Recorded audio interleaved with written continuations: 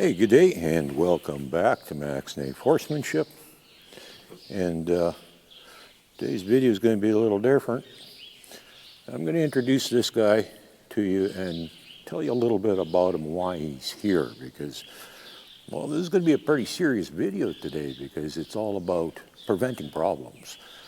He's got problems, and I'm not going to tell you how to fix them because, well, in his case, it could be downright dangerous. One thing that a lot of guys say is,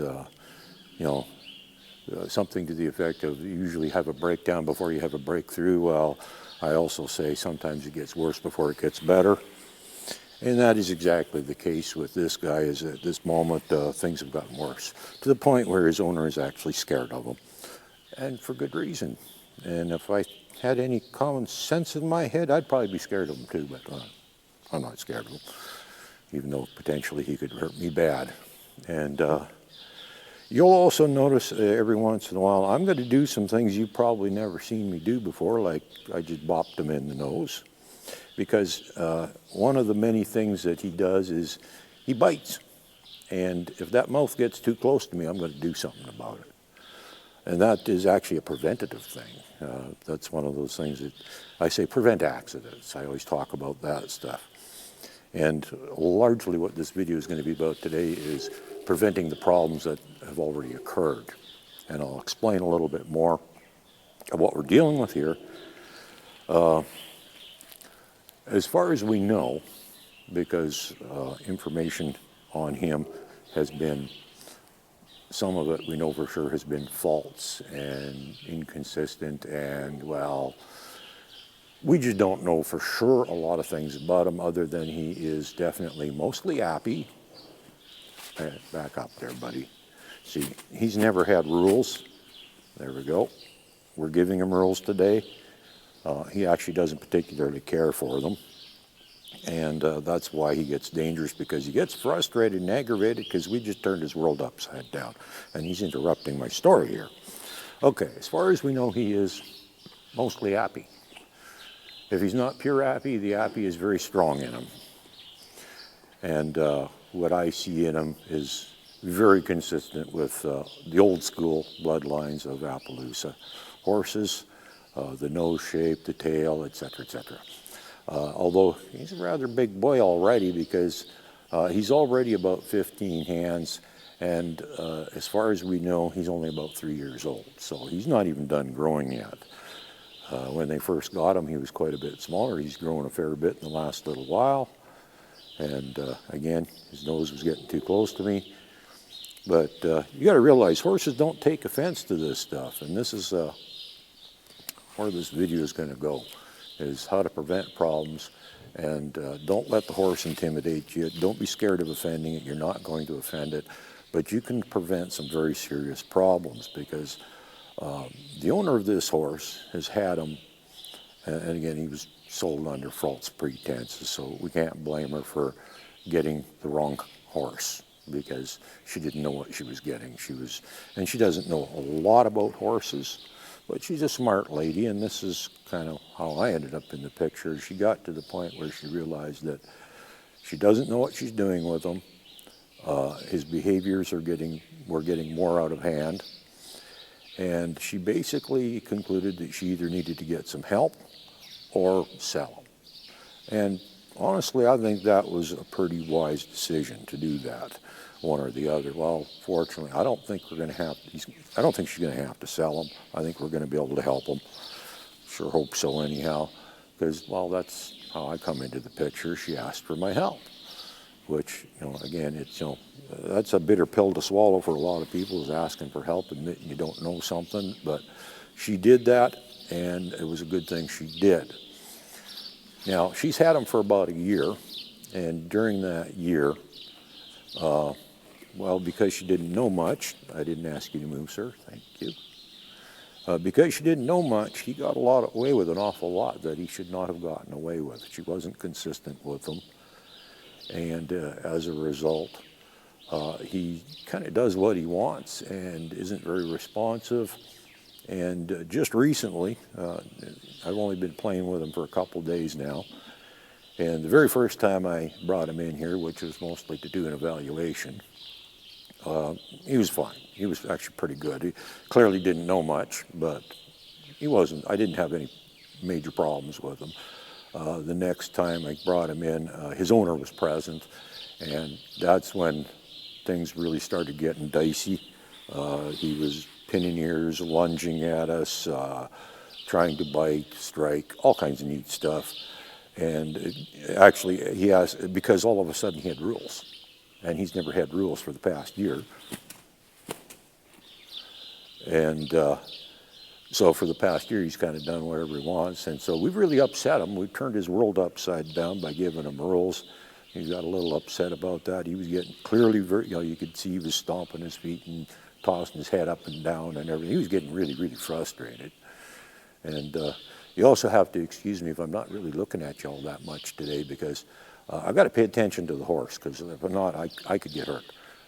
I got to watch him just in case he decides to do something silly. Plus, I also have to very consistently correct him every time he does something he shouldn't do.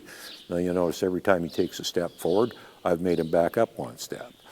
And I will continue to do that. And if he's not paying attention to me, which he is right now, it's very good actually, he's paying attention. If he doesn't pay attention to me, I'll do something about that too. And that may look a little harsh. Ooh, there he goes. So you got to be willing to do this right away. And this is another one of the things, he doesn't pay attention.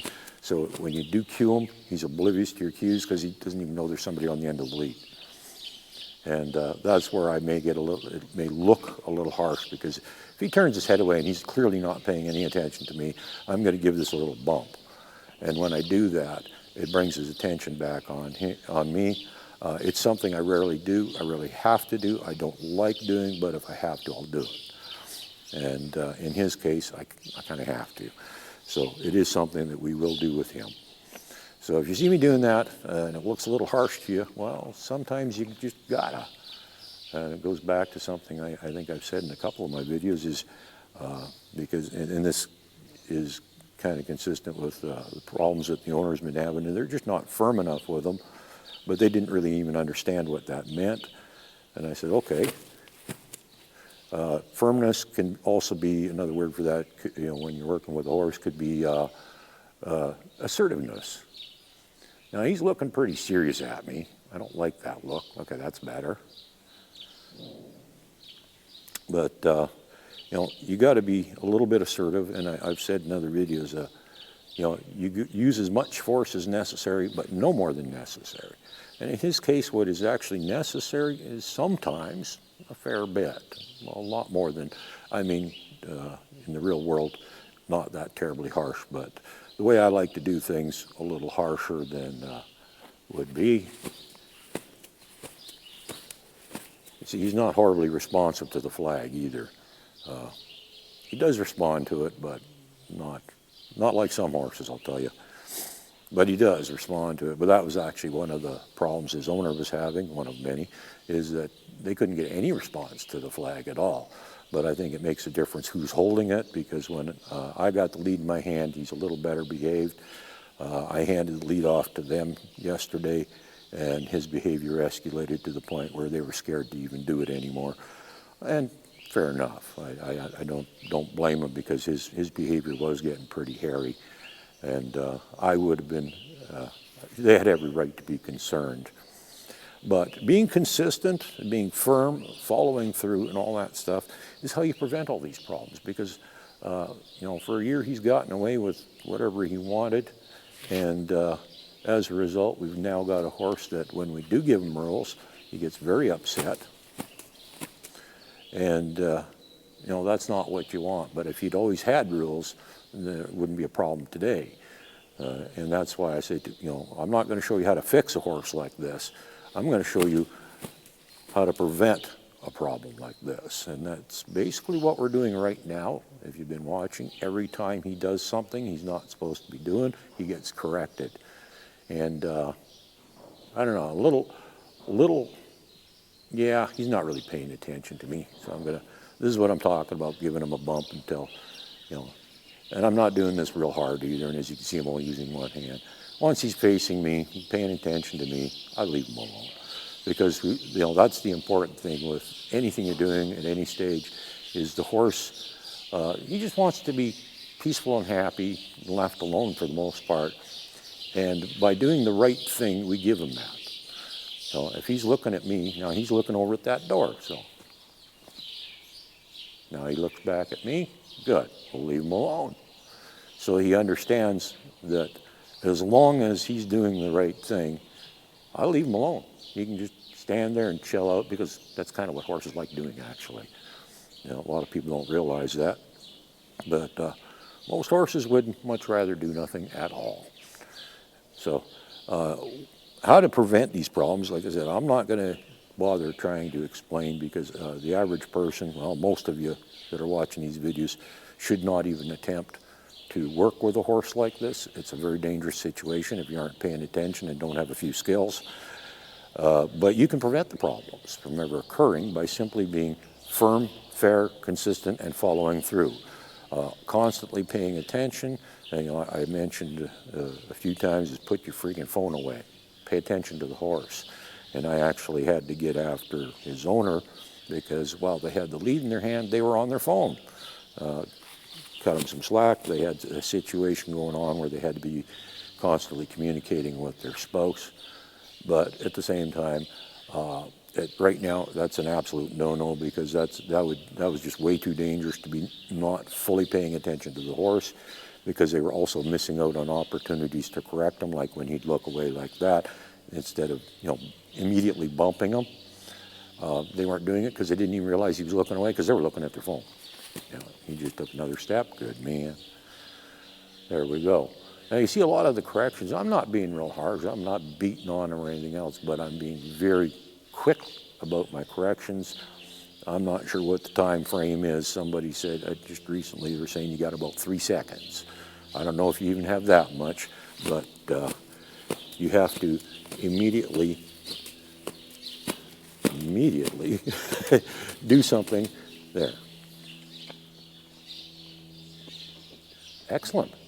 Got a nice little lick and chew out of him there.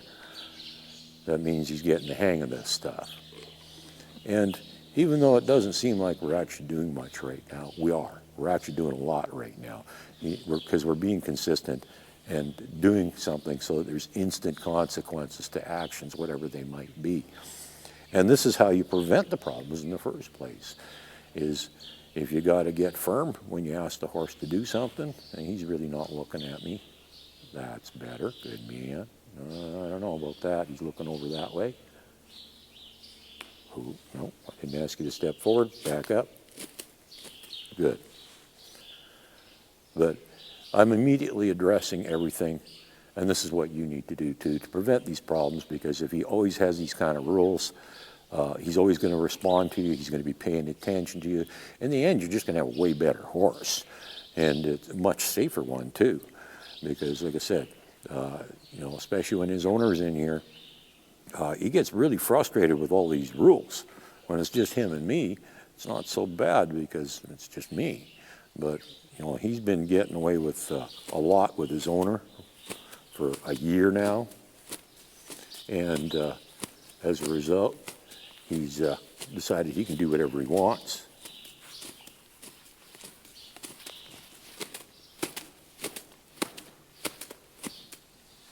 There we go. He was being, see, that's, normally you wouldn't have to get that aggressive. He would respond much quicker. Now, he didn't really try, he put his foot back forward a little bit, but I think I'll let him get away with that one because he didn't actually move forward. He just kind of put it back where it was before. These are things where you gotta, there's no one right answer to things. Sometimes you gotta make judgment calls. Okay, the back foot just moved forward. I just saw that. Back up, buddy.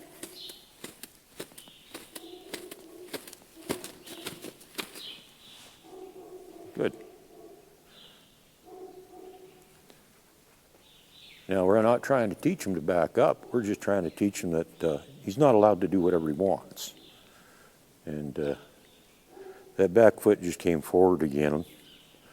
Well, so did that front one, but he's being very cautious about how much he moves. Oh, now he's going to relieve himself. Well, that's okay. He can do that. We'll clean that up later. But these are the kind of things that you got to do. Now, I'm not going to go into all the stuff that I'm going to be doing with this guy, or have been already, but I'm just giving you a very quick example of some of the things that you need to do in order to prevent problems. And that's being very quick to respond. You got to be paying attention. He's not paying attention. He's got to pay attention. There we go. That was much better. I just moved the lead a tiny bit, and right away he's like, eyes on me. Good man. That's a good guy. And he has constantly been a biter. And that's a problem they've had too, and they haven't been able to correct. But he doesn't do that with me because he knows better, because he still tries to bite his owner because he's been doing that for a year. And this is something, problems are much easier to prevent than they are to fix. And if the horse gets away with something once, twice, 3 times, you're in big trouble, because they're going to keep doing it. He's been doing it for a year. So we really got a problem. And all of a sudden, we got a whole pile of rules now that he's like really frustrated about. He doesn't like this stuff at all. It's very frustrating. We've turned his world upside down. And it's not his fault. He's a good guy, actually. And I think that in time, he's potentially going to be a very good little horse. But at the moment, clearly beyond the skill of his owner. Like I said, not entirely their fault, because he was misrepresented at sale. And they were wise enough to ask for help. So, don't be too nice. That's something I said in another video, is stop being so darn nice, because that's kind of what happened. They're a real nice person too, and they were a little too nice. They don't get this firm thing like they were a little bit when I was bumping them with the halter. They were kind of taken back by that. They go, well, I've never seen you do that before. Well, that's true, because I rarely have to, and I don't like doing it. So if I don't have to, I don't do it. And in many cases, I don't have to. Now you see that, there. I just check and, see if he's going to pay attention. If he does, I leave him alone. If not, I correct him. He moved 1 foot forward, then he moved the other one forward. I don't know. See, now it's a tough call right there. There's a perfect example. He moved it ahead, and then he pulled it back just a couple inches, not as far as it went ahead, but he did pull it back. So now I got to decide, do I leave him alone there or not?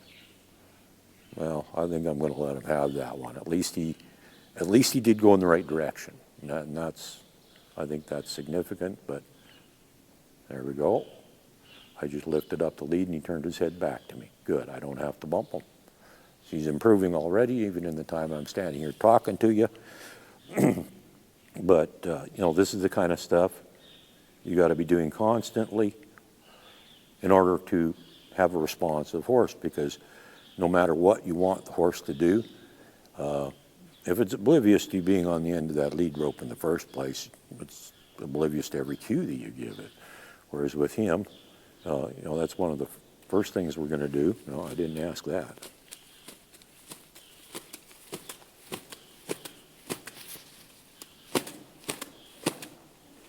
Good boy. I had to get fairly firm there, but that's okay.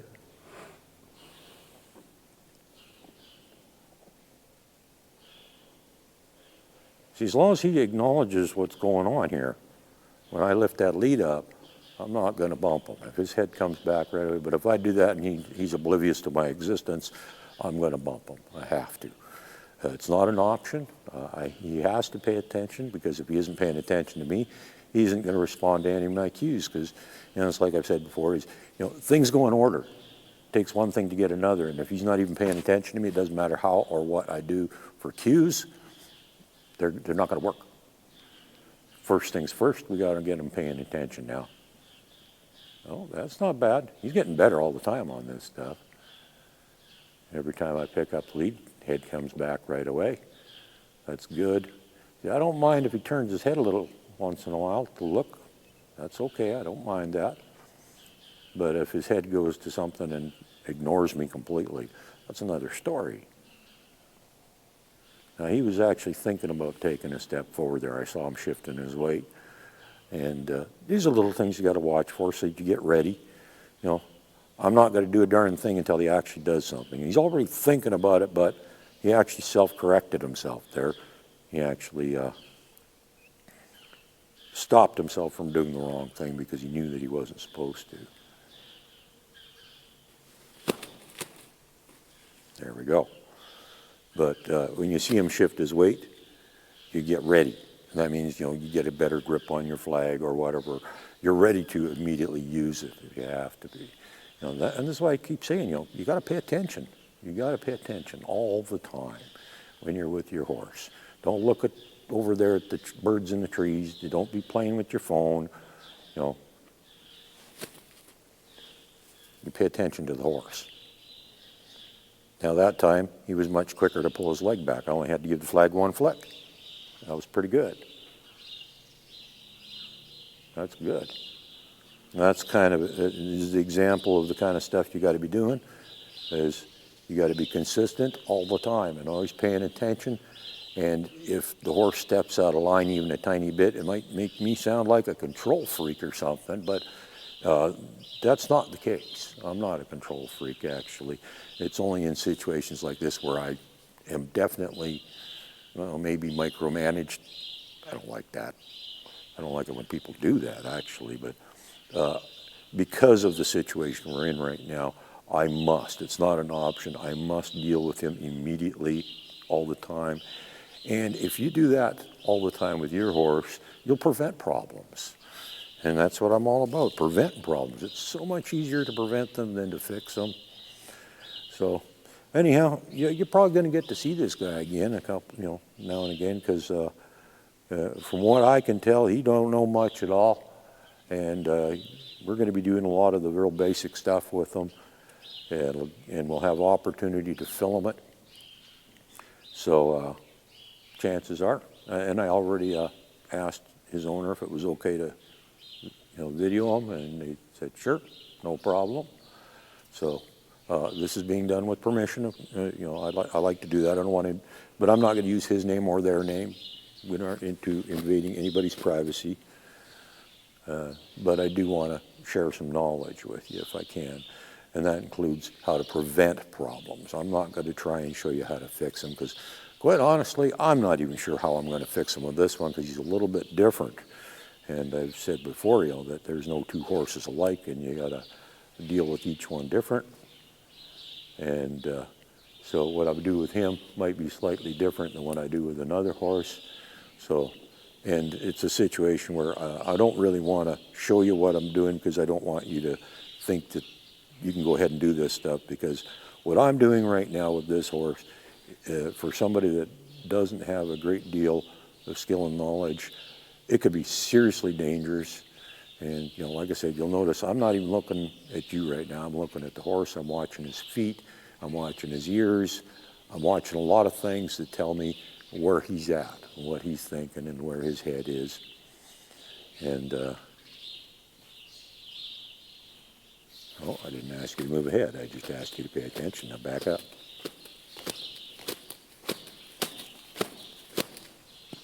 There. Now already he's showing me just right there. If you saw the way that foot came up when he pulled it back, that was a little sign of frustration. He's getting a little frustrated with me because I'm making him do things. He's not used to that. And yeah, he's definitely frustrated. Good boy. Good boy. See, if you just do what you're asked to do, we leave you alone. So anyhow, just thought I'd give you a few little tips. Pay attention, respond quickly. Don't let the horse do anything it's not, you don't want it to do. If you don't ask it to do something and you got that lead in your hand, oh, see, he's getting very upset now. I'm definitely going to have to forget about the camera and pay more attention to him. He's getting pretty upset right now. So we're going to end this video right here, because if we don't, it could be dangerous. Have a good day.